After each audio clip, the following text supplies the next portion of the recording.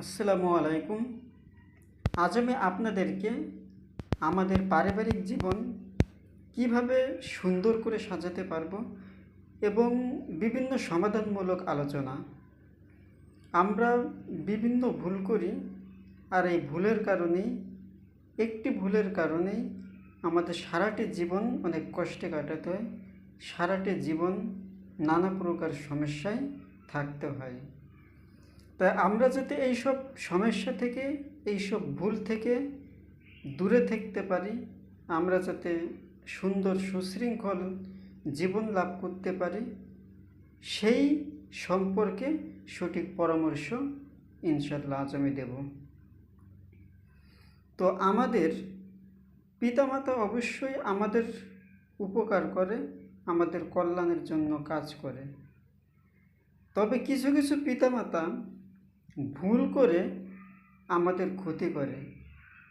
পিতামাতারা ভুল করে কিভাবে সন্তানের ক্ষতি করে সেই সম্পর্কে আজকের আলোচনা। অর্থাৎ আমাদের পিতামাতা যেন এই রকম ভুল না করে, সেই জন্য তাদেরকে এটি একটি সঠিক পরামর্শ।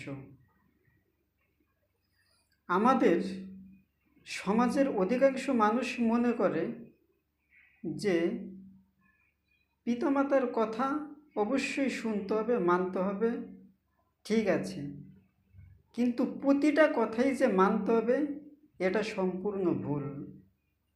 তার কারণ হচ্ছে আমরা শুধুমাত্র বিনা বাক্যে, বিনা পরামর্শে, বিনা অজুহাতে, বিনা শর্তে একমাত্র মহান আল্লাহ তাআলার কথা মানতে পারি। দ্বিতীয়ত বিশ্বনবী হজরত মুহাম্মদ সাল্লাল্লাহু আলাইহি সাল্লামের কথা মানতে পারি। অর্থাৎ নবী রাসূল ব্যতীত মা বাবা হোক, আর পীর আউলিয়া হোক, শিক্ষক হোক, যে কোনো মানুষই হোক না কেন, কোনো কারো মানুষের কথা শোনা মাত্রই সেটা বিশ্বাস করা, এটা অবশ্যই অনেক বড় বোকামি। পিতামাতার কথা শোনা মাত্রই ওই কথা মানার কারণে সন্তানদের যে ক্ষতি হয় সেই কথাগুলো জানবেন। এটা অনেক গুরুত্বপূর্ণ একটা টপিক নিয়ে আলোচনা। যেমন একটি ছেলে বিবাহ করলো, সেই মেয়েটা অবশ্যই মানুষ মাত্রই ভুল থাকতে পারে। যার ভুল আছে সেই তো মানুষ, ভুল নাই তো ফেরেশতার। অর্থাৎ মানুষের ভুল থাকবেই, মানুষের মাঝে দোষ গুণ থাকবেই। কিন্তু আমাদের সমাজের প্রেক্ষাপট কি করে, সামান্য ভুলের কারণে সংসারটা ভেঙে দেয়। হয়তো নতুন বউ কিছু ভুল করেছে, তার এই ভুলের কারণে তার, অর্থাৎ ওই ছেলের বাপ মা তার ওই ছেলেকে নানা রকম কুপরামর্শ দেয় যে বউয়ের চরিত্র খারাপ, বউয়ের স্বভাব খারাপ, বউ এই করে, বউ সম্পর্কে নানা খারাপ মন্তব্য করে। আর পিতামাতা তার ছেলের কাছে বউ সম্পর্কে খারাপ মন্তব্য করার কারণে ছেলে একসময় ওই বউকে তালাক দেয়, অর্থাৎ ওই মেয়েটা ডিভোর্সি হয়ে যায়। আর এভাবে কখনো আমরা আমাদের সংসারে সমাধান আনতে পারবো না। অর্থাৎ পিতামাতার কথা শোনা মাত্রই বউকে তালাক দেওয়া, এটা হচ্ছে কাপুরুষের লক্ষণ।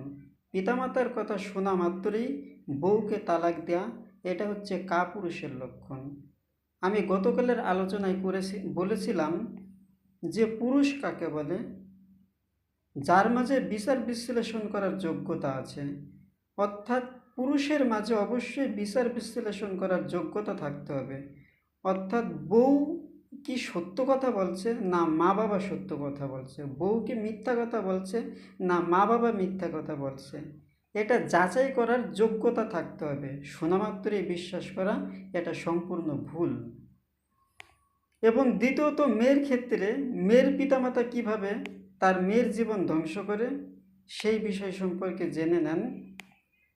তা হচ্ছে আমাদের মেয়েদের বাবা মা বলে যে তোর যে জামাই, তোর জামাইয়ের কোনো কামাই রোজগার নাই, আয় রোজগার নাই, এই সামান্য টাকা দিয়ে তোকে ঠিকমতো কিছু দিতে পারে না, তোর ভরণ পোষণ ঠিকমতো দিতে পারে না।